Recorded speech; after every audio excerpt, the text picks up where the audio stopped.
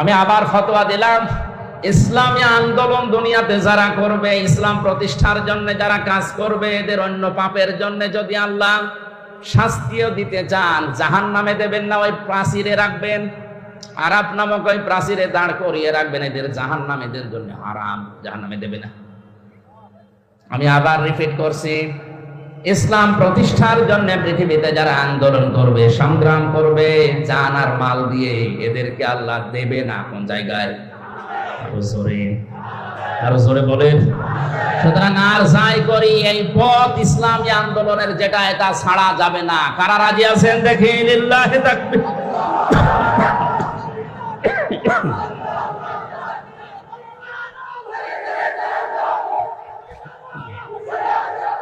আলহামদুলিল্লাহ ভাই,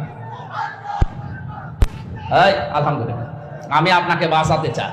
আরাফ নামক এই প্রাচীরে যারা দাঁড়িয়ে